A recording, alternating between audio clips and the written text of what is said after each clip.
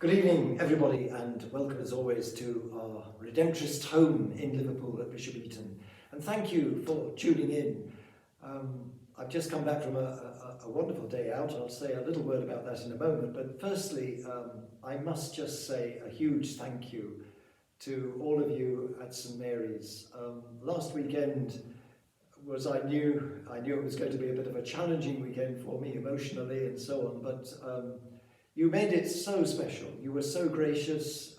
Thank you for all the kind things that you said, and both publicly and privately to me, the cards, the song that the children sang, David Delaney's gracious address at the end of the Mass, the extraordinary generosity of the parish as a whole, and I know a lot of work obviously had gone into preparing for that final day.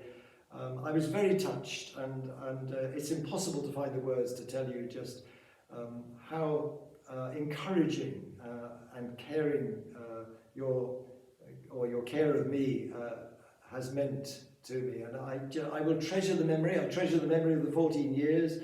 I've said that in a way it was a kind of bonus at this time of my life, and it really was.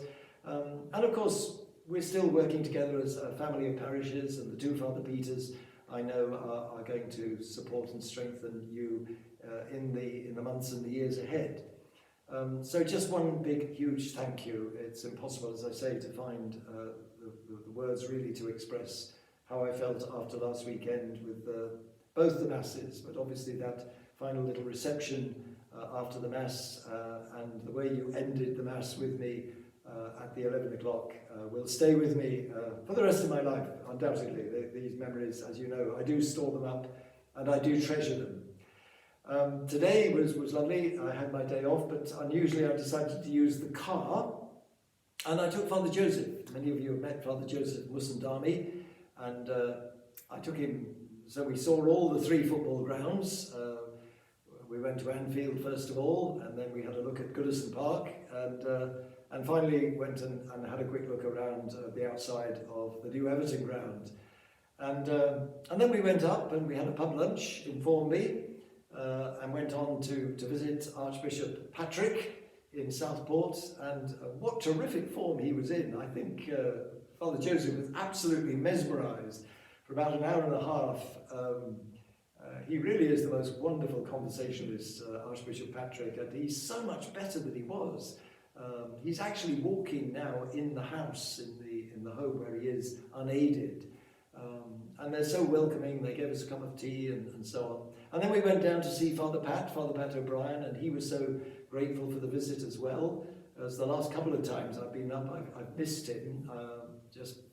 Unfortunately, he didn't pick up the call.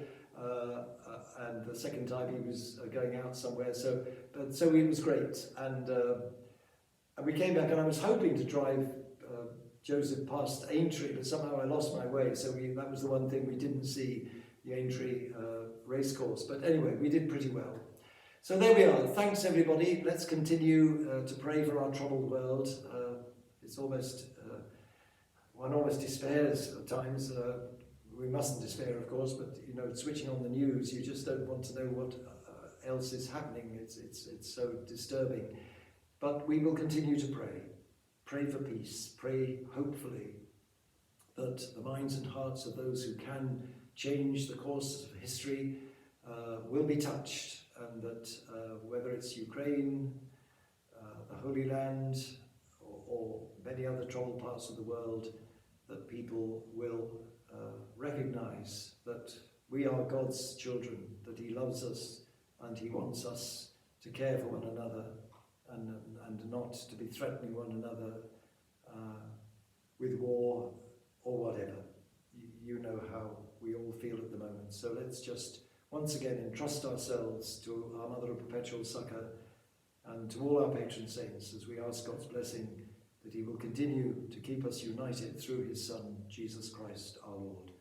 And may I also just extend a special greeting to all our schools, and hope that this coming academic year will be blessed and fruitful, and as far as possible, trouble-free. Thank you for tuning in. Good night, and God bless.